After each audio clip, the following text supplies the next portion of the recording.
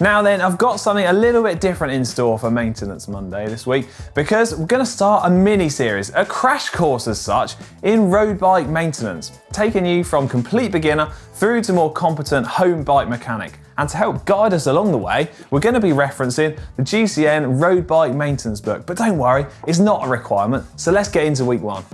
We're going to be taking a look at some of the basic principles and knowledge to help stand you in good stead for the future. And along the way, we're going to look at some simple maintenance tasks that will help keep your bike running sweet mile after mile, or kilometre after kilometre.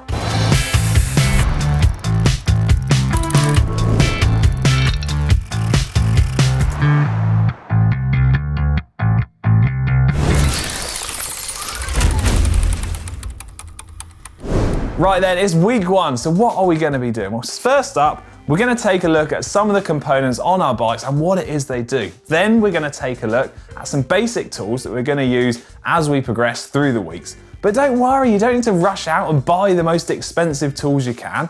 We're going to be using the sort of stuff that you might have just lying around at home, and if not, they can be picked up for a nice reasonable price. If you turn to page 18 of your Essential Road Bike Maintenance books, you'll see the anatomy of a road bike.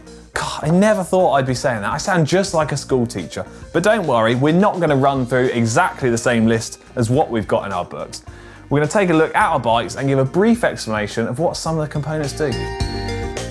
Okay, let's take a look at some of the components on our bike. Starting at the front, what better place to start? So up here, we've got what's known as our shifters. These allow us to pull the brake, to apply the brake force through to the wheel, and also allow us to change gear with the little buttons here. These are Di2, so electronic shifting, but there is also mechanical shifting options available too. We've got our handlebars with a handlebar tape. That's fairly self-explanatory.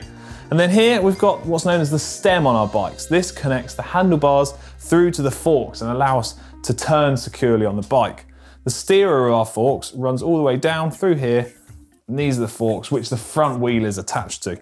You can see down here, we've got a disc brake bike. So we've got a disc brake caliper and the rotor that the braking surface is housed onto. You could also get a rim brake bike, which is so incredibly popular. And this would have a caliper on the front of the forks here, and then a braking surface all the way around the wheel. So that's the other braking option that's available. These are the main tubes of our frame. We've got the top tube along here and the down tube here. As you can also see, we've got our bottle cages here where we can store sort of certain parts and spares that we might take out on the ride, as well as our drinks. Coming to the center of the bike, down here we've got our chain set, and this also features the pedals, and this allows us to transfer our efforts into driving the bike forwards. This chain set has two chain rings on it. This is changed by the front derailleur here, which guides the chain over the different chain rings. There's also the option of having a single chain ring, or some bikes might even feature a triple chain ring option, and that just gives a far wider range of gears.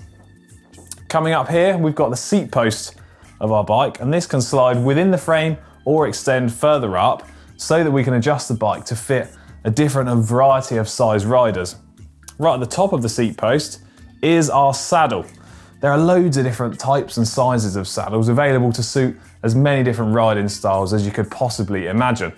This is adjustable forwards and backwards, and you can also adjust the angle this sits at as well to make sure we're nice and comfy on our bikes. Moving to the back of the bike, this is our rear wheel, and we've got the valve here, which is used to pump up our tyres and ensure they're inflated to the correct pressure.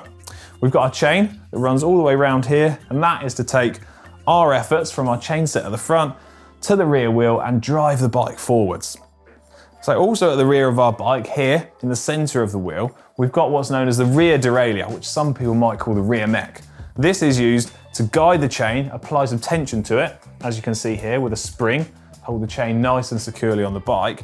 And then it also guides the chain across the different gears on our cassette. And the cassette is this part here with all of these different teeth and size sprockets on it, allowing us to change the gear ratio of our bike, depending on whether we're riding uphill or downhill, enabling us to ride at a comfortable cadence. And our cadence is our pedaling rate, so the speed that these cranks are turning at. Okay, so those are some of the common parts on our bikes, but what about the tools? Well, over on page 24 and page 25 of our road bike maintenance book are some perfect examples of the tools that we'll use when maintaining our bikes. And one of the most common tools we're going to use are our hex keys, or Allen keys as they're sometimes referred to. And as the name suggests, these are a hexagonal shape which fits into an opposing hexagonal shaped hole on the bolts of our bikes. And the most common sizes that we'll see range from about a 2mm up to a 10mm in size. And depending on the sort of level and quality of the tools we've got, they will be made to a slightly better tolerance. And whilst that doesn't sound particularly important at the time, when you come to undo some tricky or stubborn bolts on your bikes, it will mean these Allen or hex keys will be a perfect fit for these, meaning you're far less likely to round out these bolt holes and make it incredibly difficult to remove the bolts of your bike. Because I mean, no one wants that headache.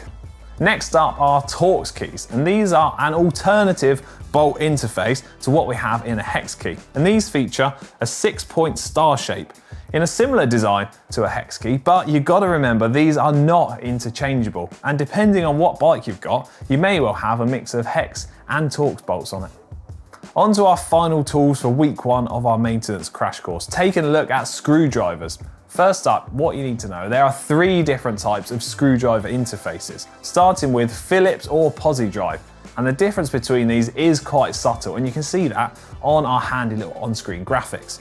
Next up, you've got your flat-headed screwdriver. Again, we've got a little graphic for that, and it's quite a simple design. Screwdrivers don't tend to be needed on our bikes anymore, but an area that does still use them are our rear derailleurs with the little limit screws, often requiring a screwdriver. And if you don't have any screwdrivers, they are super cheap to buy and also are particularly handy for any DIY jobs around the house too. That's it for week 1 of our maintenance crash course. Hope you've enjoyed it, and if you have, let us know in the comments section down below. And if you want to be an A-grade student, then read up on some common workshop mistakes in our book on page 29, 30 and 31. See you next week.